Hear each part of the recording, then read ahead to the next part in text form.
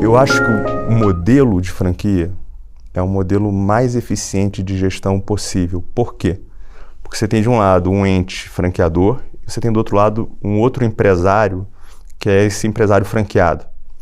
E o empresário franqueado, ele é alguém que está ali se dedicando para o negócio dele, para maximizar o resultado do negócio dele, e que ele está constantemente apontando para a franqueadora caminhos de desempenho melhor, obviamente também criticando de uma maneira propositiva, e muitas vezes tem a resposta para dores que o franqueador não enxergou.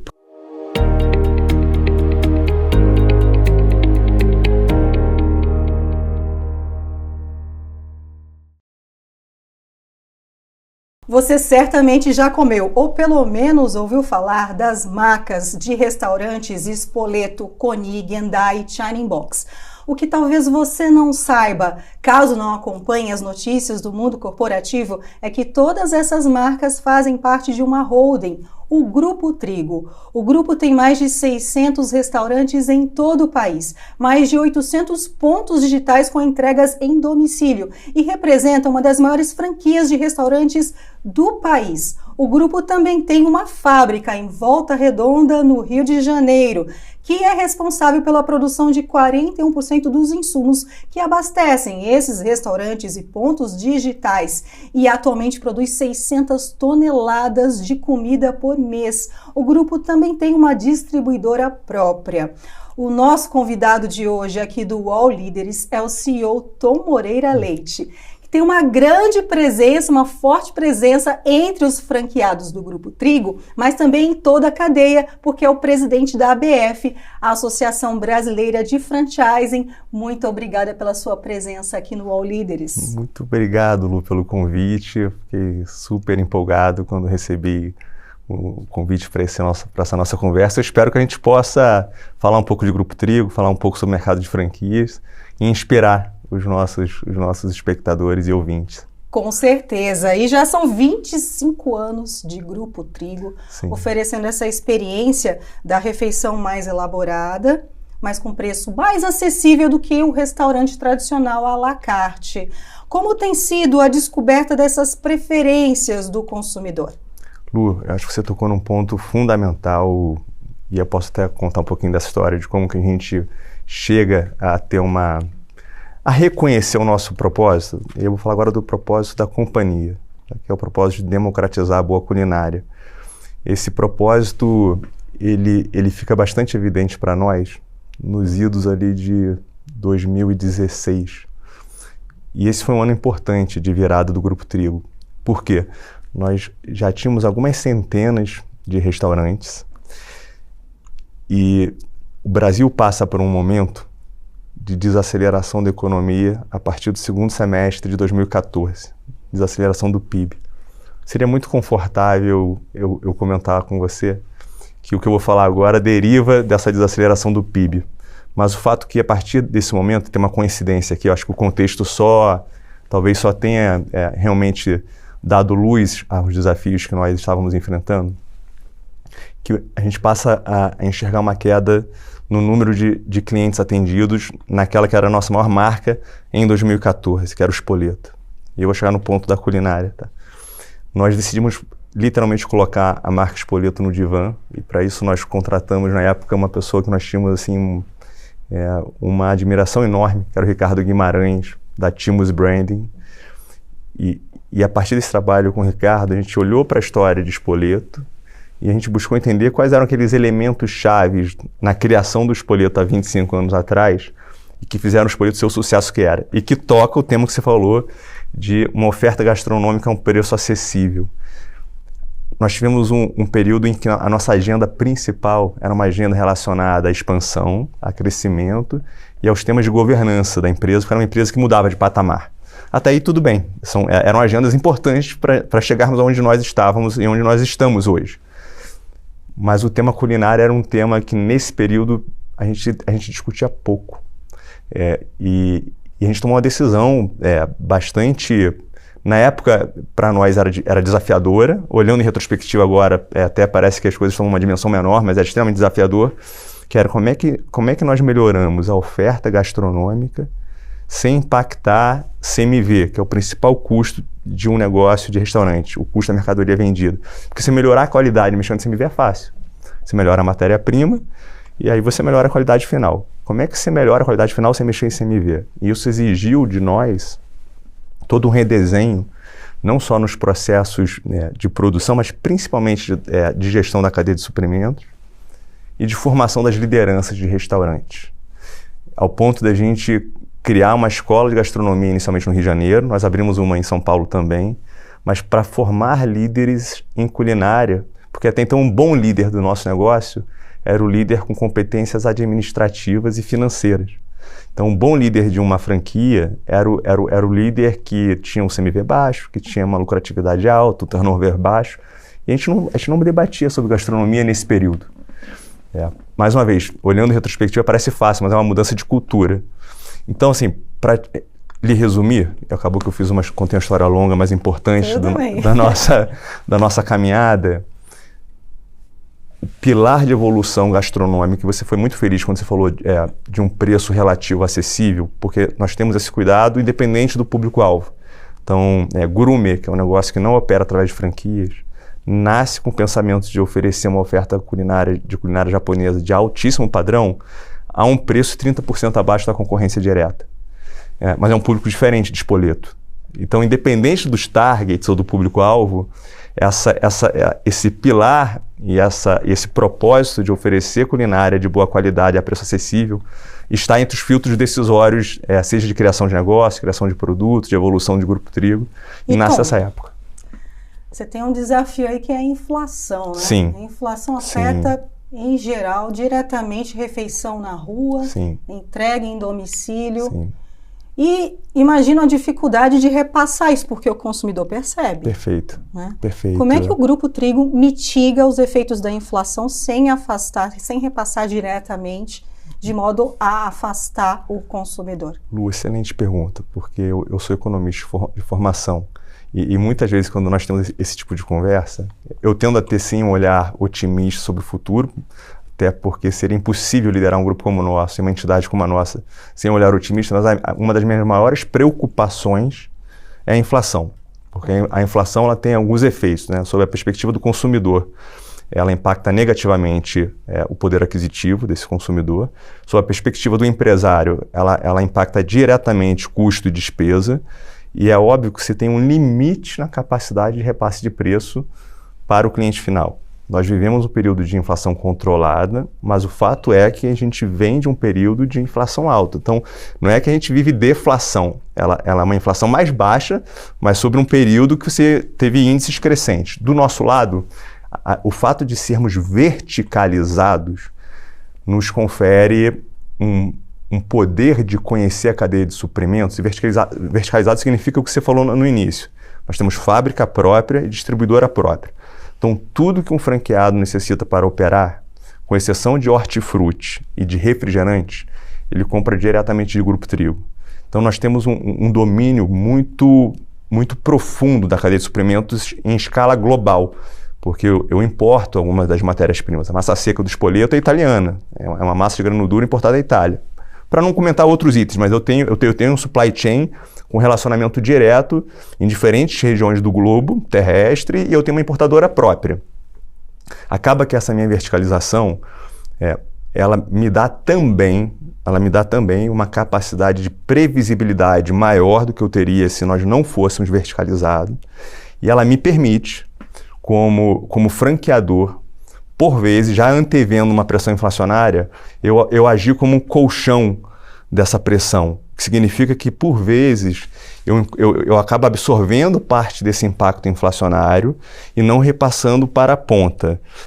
É óbvio que isso tem um limite, né, Lu? Porque, no final, é uma unidade também é uma unidade de negócio que tem a sua receita, o seu próprio DRE, e é um centro de resultado de Grupo Trigo. Então, mas o fato eu tenho maior previsibilidade e maior margem de manobra do que se eu não tivesse. Além das questões de lançamento de produto, que eu consigo ser bem mais veloz do que eu depender só de terceiros. E Tom, agora a gente vai falar com os franqueados. Tá bom. do material que eu li aí, dos anseios deles, é principalmente em relação à comunicação. Sim. Comunicação com o franqueador, Sim. Comunicação com seus pares. Sim. Como é que o Grupo Trigo administra isso, permite essa comunicação? Perfeito. Depois de dada toda a estrutura, o ponto, o suporte e tudo mais, eles dizem que o grande diferencial é a possibilidade dessa conversa, dessa comunicação e troca de experiências. Lu, eu não vou falar sobre as rotinas que são rotinas típicas da relação franqueador-franqueado. Tem encontros regionais, consultoria de campo, plataformas de ensinamento à distância. Isso vários grandes franqueadores e franqueadores num estágio mais maduro possuem, tá? Eu vou falar um pouco de cultura nesse caso. E talvez seja esse ponto que você tenha identificado em algumas das conversas e também no trabalho que você fez de análise de Grupo Trigo. Eu acho que o modelo de franquia é o modelo mais eficiente de gestão possível. Por quê? Porque você tem de um lado um ente franqueador e você tem do outro lado um outro empresário, que é esse empresário franqueado. E o empresário franqueado, ele é alguém que está ali se dedicando para o negócio dele, para maximizar o resultado do negócio dele, e que ele está constantemente apontando para a franqueadora caminhos de desempenho melhor, obviamente também criticando de uma maneira propositiva, e muitas vezes tem a resposta para dores que o franqueador não enxergou. Por que eu estou falando tudo isso? Porque eu acho que o franqueador só consegue efetivamente capturar valor dessa relação se tiver de coração aberto para escutar o que esse empresário franqueado tem a falar. Se você se coloca numa posição de se achar ou o dono da verdade, ou se colocar numa posição de que você tem que ter resposta para tudo, ou pior ainda, achar que você vai liderar com base nas cláusulas de contrato de franquia, porque a cláusula tem uma série de direitos e deveres. Eu acho difícil pensar em você escalar um negócio com essa postura. Então, no final, para mim, os grandes franqueadores de sucesso, e a gente acredita nisso dentro do Grupo Trigo, exige uma liderança humilde. Então, isso exige se colocar à disposição do franqueado para escutar, mas não é escutá-lo, não é escutar sem atenção, é escutar de verdade e incorporar aquilo que faz sentido. Por vezes, Lu, pode acontecer de você não chegar numa convergência e a divergência faz parte, é salutar. Então, inclusive, aceitar a divergência dos dois lados. Em dado momento, talvez o líder tenha que tomar uma decisão, né? Então, a gente está aqui debatendo um tema, você tem uma opinião, eu tenho outra. A gente não chegou no consenso, mas eu estou ouvindo a Lu, por hipótese, se ela fosse minha franqueada. A Lu está me ouvindo e nós vamos debater sobre o que é melhor para o negócio. Se a gente não chegar numa convergência, a minha posição, e o franqueado espera isso de mim, eu tenho que tomar uma decisão.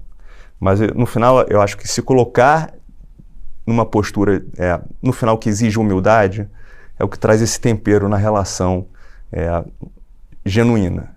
E as pessoas percebem se ele existe ou não. Outra preocupação é em relação à rigidez da padronização Sim. comum no segmento. Sim.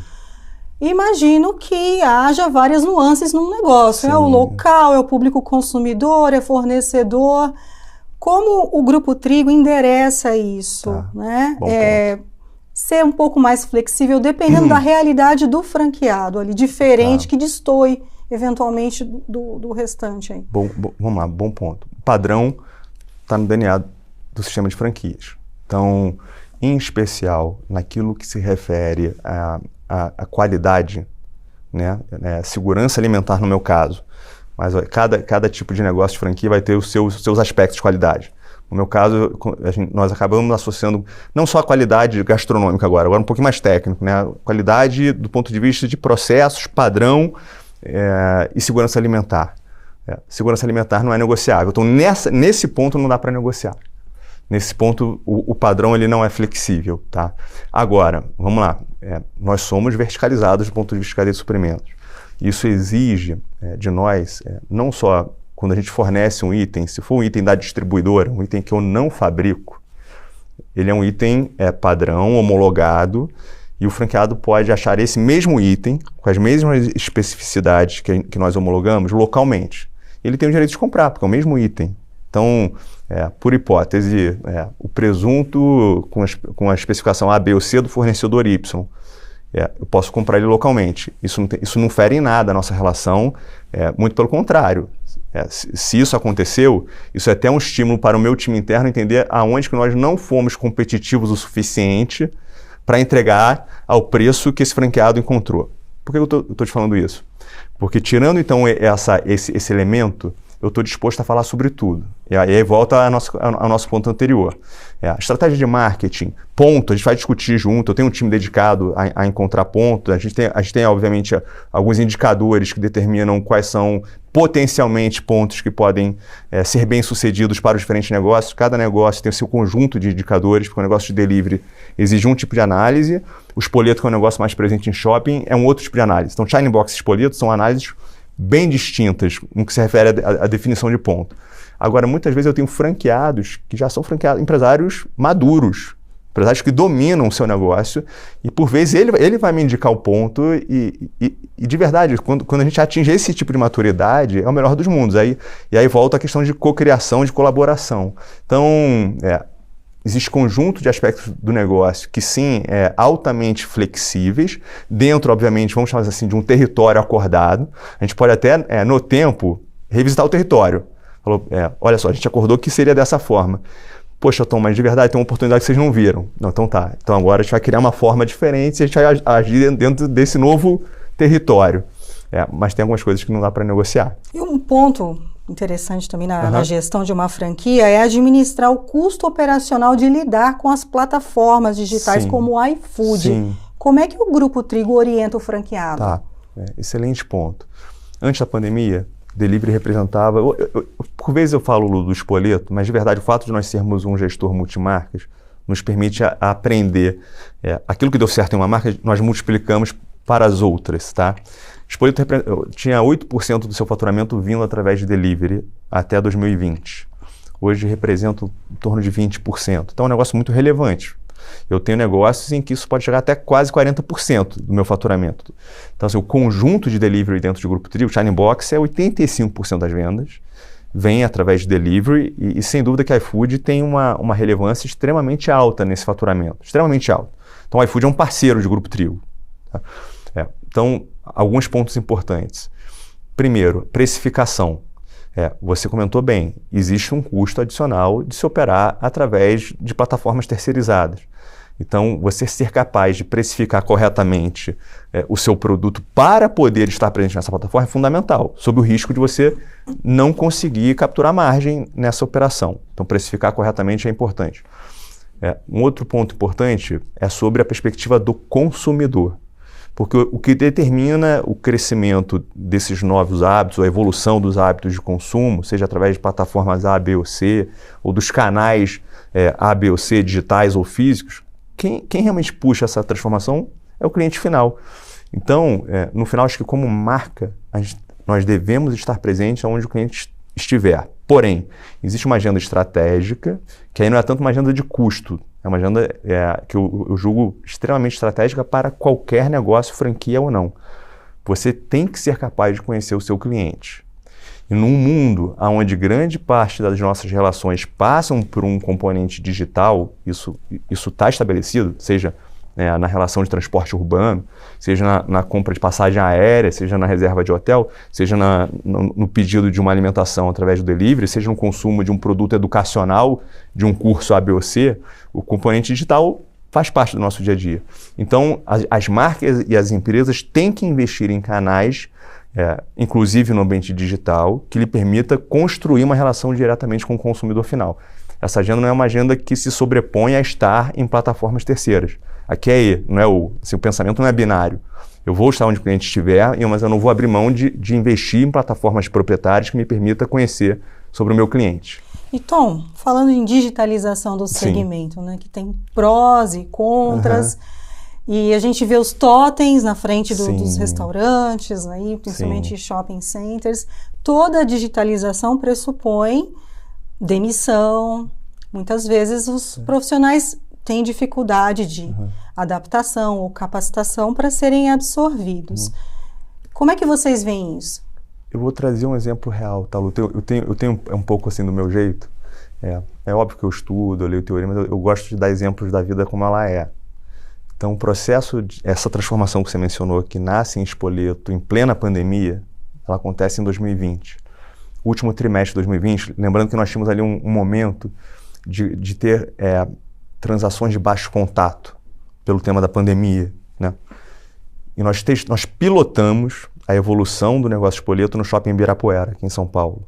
Toda evolução dos nossos negócios nasce de um piloto. Porque um piloto ele pode dar certo ou pode dar errado. É da natureza de um piloto.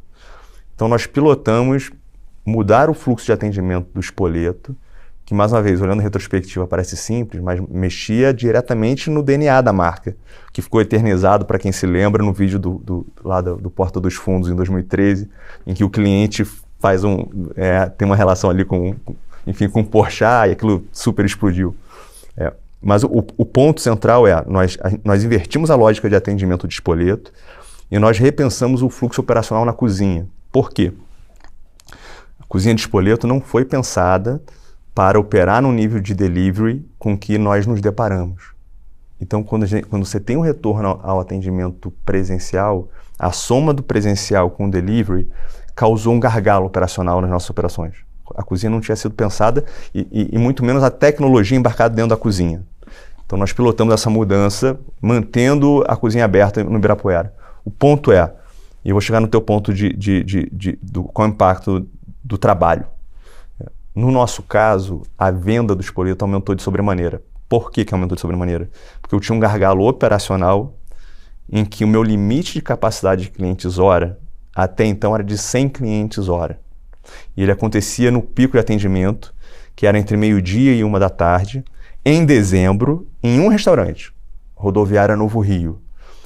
E era uma operação esticada. O Spoleto ele não estava pronto para aquele volume de clientes. Hoje eu consigo atender mais de 200 clientes por hora a partir dessa digitalização em que o totem é um componente. Tá? Ele não é o componente, ele é um componente.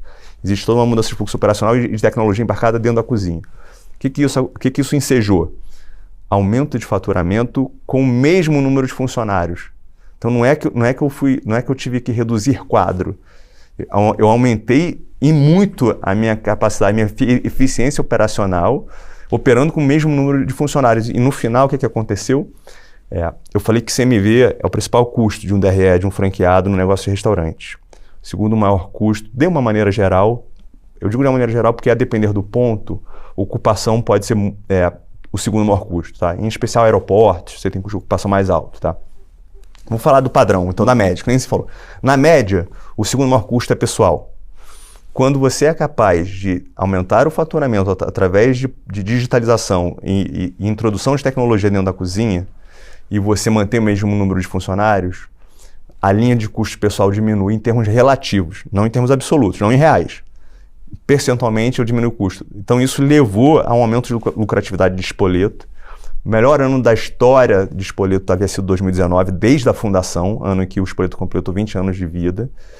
2023 foi o melhor, assim, de longe foi o melhor ano, conseguiu bater 19 em função desse processo. Embora a tecnologia esteja muito presente, há um outro pilar que vocês ainda não conseguiram substituir o trabalho humano, que é a entrega, né, o serviço dos motoboys. Sim. Que gera muita polêmica, as condições de trabalho. Recentemente houve uma declaração do ministro do Supremo, Flávio Dino, dizendo que a questão é uma bomba social e fiscal, porque muitos deles não têm direitos trabalhistas que já são reconhecidos há mais de 100 anos e também não contribuem para a Previdência Social. Tá? Há também a PL dos aplicativos aí proposta pelo governo, também dividiu opiniões, inclusive entre as entidades de classe. De que maneira o setor vê isso, essa polêmica? Vou trazer primeiro, eu vou te falar da experiência que eu tenho. Negócios que têm o volume de entrega muito elevado, como o China Box, eu opero através de um outro formato. Eu opero com entregadores que são CLT. Tá? Eu só consigo ter um time dedicado a China Box porque o volume de entrega de China Box é muito alto. Então, é meu time. Assim como cozinheiro, assim como gerente. O tema de aplicativos, como você bem colocou, é um tema que, do que eu enxergo sob a perspectiva dos entregadores, eu acho que tem um tema que muitos dos entregadores, eles preferem a flexibilidade de se conectarem com diferentes plataformas, em diferentes horários. Então, e inexiste nesse momento um grupo, uma entidade de classe que eu pelo menos desconheço, tá, Lu? Que fale de maneira uníssona sobre a expectativa e as necessidades desse grupo de trabalhadores. O que eu não tenho dúvidas? Porque isso se aplica a qualquer negócio, né? No final tem que ter um cuidado com o ser humano. Independente de ser um funcionário, um trabalhador de aplicativo, ou ser um chefe de cozinha, acho que tem um tema de cuidado com o ser humano. Então, assim, qualquer agenda que for uma agenda que no final respeite o ser humano, vai ser uma agenda que eu vou sempre olhar com bons olhos. Agora, tem que entender o ser humano, porque no final você também inseriu no mercado de trabalho, através do que ficou reconhecido como gig economy, através de plataformas, você inseriu uma massa de pessoas que passaram a ter renda e que de outra forma não tinham. Então, eu fico muito desconfortável da gente olhar um cenário e olhar só sobre uma perspectiva. Eu acho que no final qual que é o bem social que esse negócio está gerando? Tá? Quais são as condições que devem ser consideradas para respeitar o ser humano? Tá? Então vamos considerar. E aí a gente tem uma discussão madura. Eu tenho dificuldade de ficar discutindo só a parte e sem trazer a pessoa principal para a mesa para a gente dialogar. Então, e eu tenho experiências de empresas que são capazes de criar um relacionamento também diferente. Nós, inclusive, chegamos a investir numa empresa desse tipo em 2020. Essa empresa depois acabou sendo adquirida, que era uma logtech.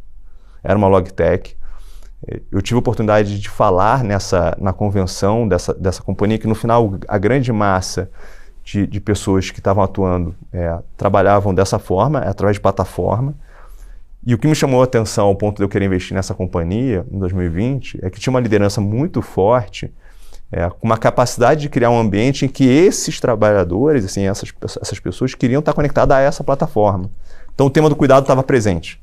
Esse é o ponto central. E aí a gente vem com uma informação exclusiva aqui do balanço do Grupo Trigo. Sim. Muito obrigada pela confiança. O EBITDA, Sim. que é o lucro antes de juros, impostos, depreciação e amortização, que diz muito sobre o caixa da empresa. Sim. O Grupo Trigo conseguiu 100 milhões de reais em Sim. 2023, uma alta de 12,5% em relação ao ano anterior. Sim. Destaque positivo, suprimentos. Destaque Sim. negativo, lojas próprias. Tá. Queria que você comentasse, por favor. Eu queria fazer... É importante a gente distinguir o conceito de lojas próprias, tá? Eu vou te explicar por quê. Porque gourmet é restaurante próprio. Só que gourmet é um negócio que tem uma dinâmica diferente. O gourmet vem muito bem. Tanto que, do ponto de vista de resultado, gourmet em 2023 representava alguma coisa em torno de 13% do meu EBITDA global. 24 deve representar alguma coisa em torno de 15% do meu EBITDA global, tá? Suprimentos. Suprimentos é um negócio que representa, do ponto de vista de EBITDA, quase 1/3 do EBITDA de Grupo Trigo, tá? E o que puxa o crescimento de suprimentos? Que é uma unidade de negócio super importante para a nossa companhia.